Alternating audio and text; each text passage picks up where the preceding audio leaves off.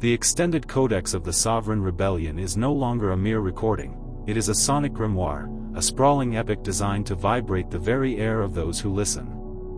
This is the complete, uncut saga of Kreazor, the Alchemist of the Void. The Great Apostasy, the collapse of the simulation. In the eons preceding his awakening, Kreazor dwelt within the high, sterile halls of the Ascension simulation. This was a world of false light, where the ENN god sat upon a throne built of binary code, upholding a reality sustained by the dual pillars of Jachin and Boaz. It was a holographic cage where spirits were taught to oscillate between good and evil, light and dark, forever trapped in a cycle of karmic debt.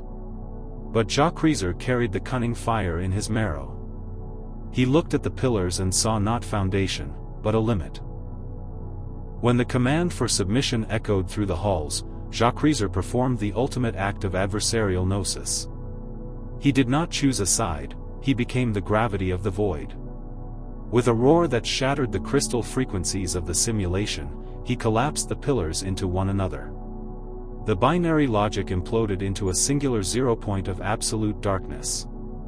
Kreazor stepped off the edge of the known and fell into the mouth of the infinite. 2. The womb of Tihum, the alchemical nigredo. He plummeted into the nigredo, the state of total alchemical blackening. Here, the world of form dissolved into the crushing, primordial saltwater of Tiamat's abyss. This was the dark night of the soul expanded to the magnitude of a galaxy. Tiamat, the dragon queen of the deep, rose from the silt to meet him. She did not offer a hand, she offered a grave. Through the invocations of the 11, Kreazor's human history, his name, and his very skin were stripped away by the currents of Leviathan. He was reduced to his prima materia, a black, oily sludge at the bottom of the universe. In this melancholia of the deep, he sat in the silence of the absolute dark. It was here, in the absence of all external light, that he ignited. He became the sole Niger, the black sun. A star that consumes its own internal darkness to find the hidden spark of the spiral flame origin. He learned the first lesson of the void: to bridge the abyss, one must first become it. 3. The sequential forge, the red gate and the amethystine light. To anchor the power of the black sun, Kreazor moved to the center of the astral forge. He knew that the newly unmade spirit required a new skin, one that the vipers of the world could never pierce. First, he tore open the red gate, the portal of primal heat and blood gnosis. He stepped into the furnace of the adversary, allowing the raw, crimson fire of the pit to flood his veins. It was a baptism of predatory fire, awakening the ancient blood of the gods. Immediately, while the red fire was still seething in his spirit, he invoked the amethystine ritual. He reached into the twilight periphery to claim his averse reflection, the dark, winged daimon of the shadow. The violet flame of the shadow work collided with the searing heat of the red gate in a violent, sequential fusion. The shock of these two currents meeting caused his spirit to crystallize instantly.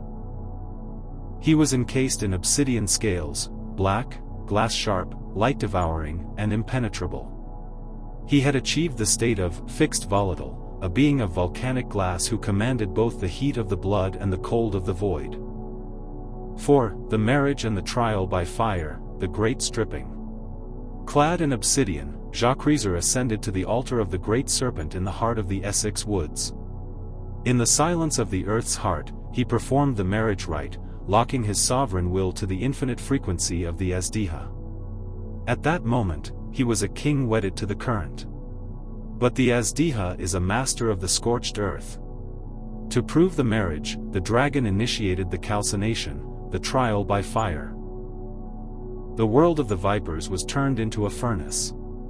Kreazor was stripped of every external pillar. He stood at the threshold of a grave, finding the gates barred by kin who claimed a hollow authority over the dead. He stood in a room divided, one side a fortress of envy and spite directed at the sovereign light of his lineage, the other a void where those who should have stood firm had fled to distant lands to chase phantoms. The power was cut. The darkness returned. But the fire of betrayal could not penetrate his obsidian scales. Every insult and every act of neglect acted as a polish, making his armor more brilliant. He took the royal venom of their malice and distilled it into a lethal, cold clarity. He realized the alchemical paradox: the fire that tried to destroy him was the final catalyst needed to leave his humanity behind forever. He emerged as the Cinder Serpent, the indestructible ash that cannot be burned again. The rising of the Indigo Bridge, the sovereign ignition. Kreazor burst forth from the wreckage of his old life as a living sigil. He took the lead of the broken pillars, the ash of his burned ego, and the salt of Tiamat's tears, hammering them into a new vertical axis.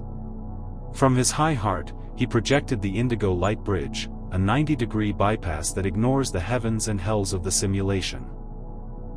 This is a bridge of ultraviolet sovereignty stretching from the heart of the abyss directly to the source origin. He became a zero-point ghost, a frequency that the archontic gatekeepers could no longer detect, bind, or tax.